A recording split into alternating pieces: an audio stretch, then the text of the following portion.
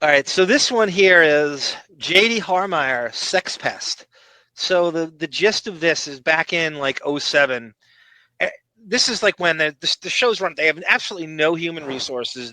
Everyone's a potential sex pest predator that works on the show. They're all mongoloid, troglodyte pieces of shit that their entire identity is steeped in this show, that they would never have access to any women other than the horrible fame that comes from this show. And so they're using it to a T and preying on interns like crazy.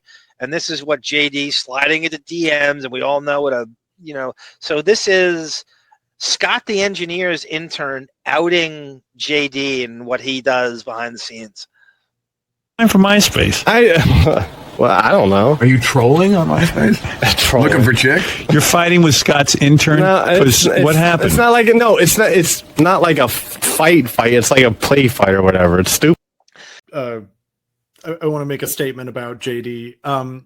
The thing that he does, there's a lot of things he does that annoy me, but the thing that annoys me the most is that he speaks completely inarticulately, and then Howard asks him to clarify what he just said, and then JD acts annoyed that he didn't understand it by being like, I don't know, dude, like whatever. I don't not absolutely. Not only that, but if you're going in, you're looking at career options and stuff. He's like, is anything worse than this? Like, you're JD, who is completely inarticulate. He has nothing interesting to say. He has no charisma. He has no business, no talent verbally whatsoever. What are you gonna? I'm gonna go into radio. Who thinks that? You would be him. Even the delusions, and not just the director delusions he had, but to think as completely inert as he is, verbally, comedically, anecdotally, that I'm going to go. Who looks at themselves in the mirror and says, "I'm going to go into radio"? How would you even fathom that? I think he is.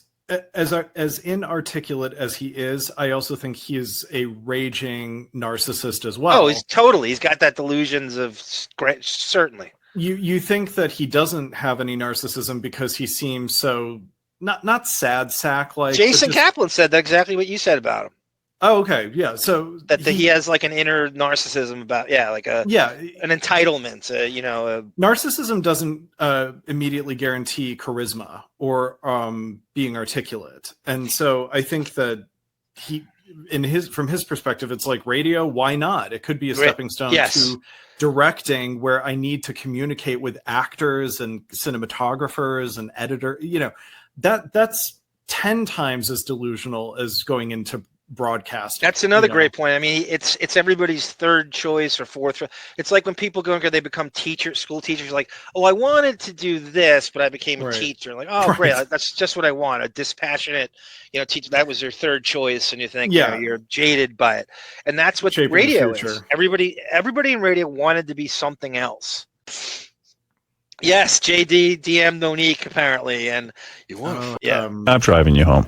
No, well, no, it's not like that. I just haven't gotten a ride, and she's only given me a ride like a couple times. It's not like why did she write "I hate you"? I don't know. Because it's stupid. I don't know. Do you understand this? I don't know. What happened? Are you in a fight with JD? So this is Scott, the engineer's intern, and he's preying on her all day, every day, thinking that. JD's totally rude. Wait, what? What is that? JD's what? He's completely rude. Like, all right, I gave him a ride a couple of times, and he doesn't even. I'm trying to make conversation.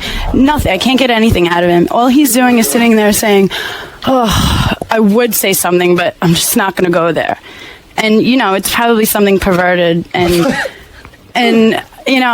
What does that tell you? That she just goes right to that? That he fucking must harass her all the time, and not in a verbal way.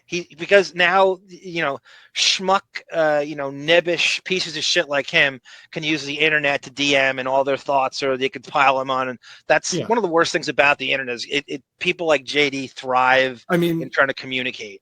I mean, Fred just mentioned like him, perusing MySpace to look for women to harass. So that's totally this era. I'm trying to. You know how perverted he is? Kimberly Kane was into. And this is at a time when they had no accountability to the show. Like, they're not hiding anything. They think Right. there's just nothing rules apply. I mean, Richard Street, for Christ's sake, and didn't get fired. And there's also Cosmo's show. no there's no screenshot DMs culture in early MySpace. You know, they don't think that that's going to be a possibility. That's a great point. You know, at that time, screenshots wasn't a thing.